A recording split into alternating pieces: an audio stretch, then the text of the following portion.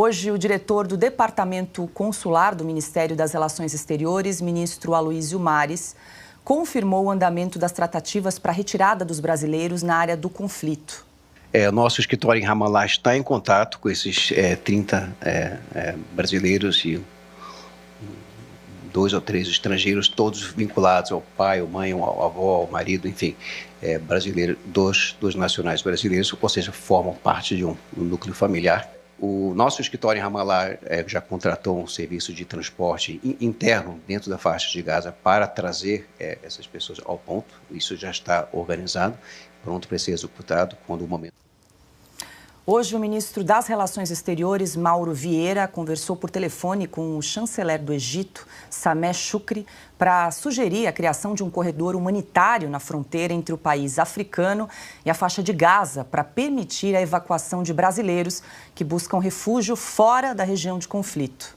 Acabo de falar por telefone agora com o ministro das Relações Exteriores do Egito, Sameh Shoukry, a quem pedi que nos apoiasse, nos ajudasse para facilitar a passagem de ônibus com passageiros brasileiros que se encontram na faixa de Gaza pela passagem de Rafah para que entrem no território egípcio, onde estarão a salvo.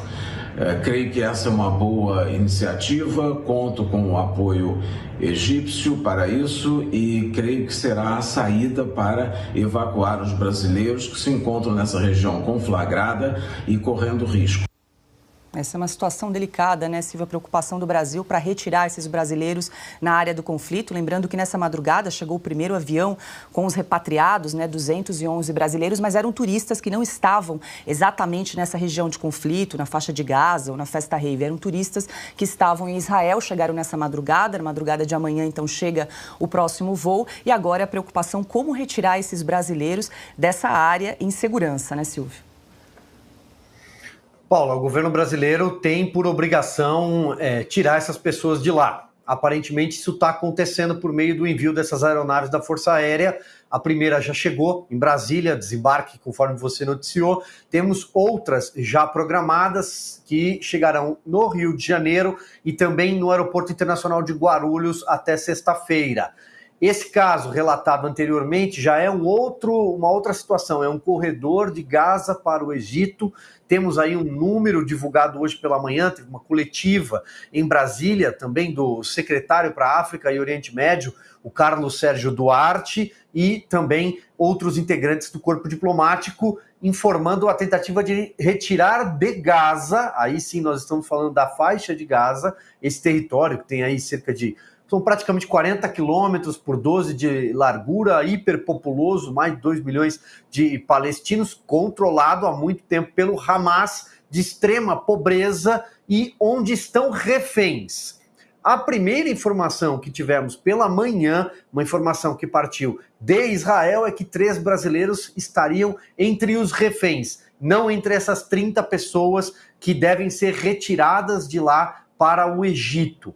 Dito isso, o que nós estamos acompanhando, e eu vou aqui não tocar exatamente no ponto da forma como o governo brasileiro está reagindo do ponto de vista político nessa história, porque falamos muito ontem e seguramente ao longo do programa chegaremos a Brasília, nas reações do presidente Lula, deputados e assessores. Mas há uma situação, continuando um pouco do que a Ana já trouxe no comentário inicial dela, de um risco de uma escalada maior, e é claro que o limite, o teto de uma escalada como essa é uma terceira guerra mundial. Por quê? Porque houve uma convocação de uma jihad global que partiu de um senhor chamado Khaled Mashal, creio que seja assim que pronuncie o nome dele que se pronuncia. Ele é um dos fundadores do Hamas. Paralelamente, o Irã, que nega oficialmente, é claro, não vai admitir ser um financiador dessa ação terrorista protagonizada pelo Hamas, mas no Irã, a própria TV estatal já transmitiu também, por parte de grupos locais islâmicos extremistas, chamamento no mesmo sentido.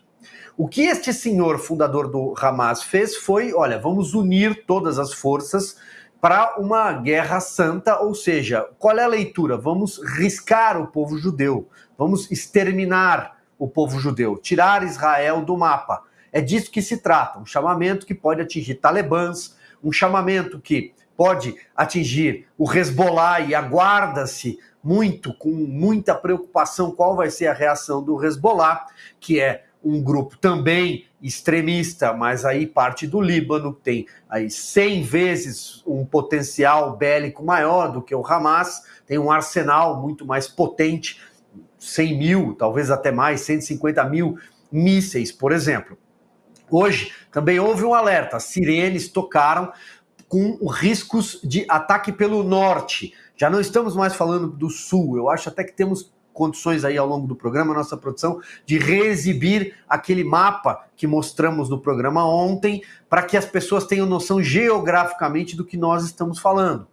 Então, houve alertas em relação às colinas de Golã, em relação à Galileia, por conta de supostos drones e até paraquedistas. Claro que nós aqui não somos, falo por mim, eu não sou um especialista, mas como jornalista estamos buscando informações em fontes que confiamos, como, por exemplo, o nosso entrevistado agora há pouco, porque há uma camuflagem, uma tentativa de se fazer uma cortina e colocar a causa palestina como um pano de fundo para não falar do Hamas e do terrorismo praticado. E aí a gente tem sempre que fazer esse parêntese. Nessa altura do campeonato, já estamos no dia 11, um ataque que começou no dia 7, mas vamos continuar fazendo. Um grande aviso de que a causa palestina é justa, honesta, deve ser debatida, é legítima, e o Hamas não representa sequer o povo palestino. É um grupo terrorista. Quem mistura esse tipo de situação agora está sendo cúmplice de algo que está acontecendo contra a humanidade. Porque é disso que se trata, do avanço da barbárie contra a civilização.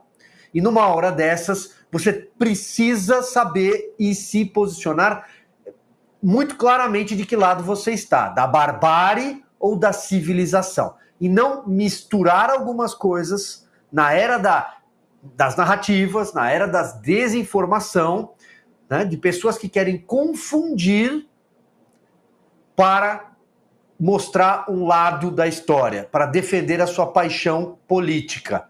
Então vamos separar muito bem as coisas. Estamos diante de uma situação em que quem tergiversar, quem insistir em conjunções adversativas no mas, quem tentar algo chamado equidade numa situação como essa, está incorrendo em algo muito perigoso e ficará do lado errado da história.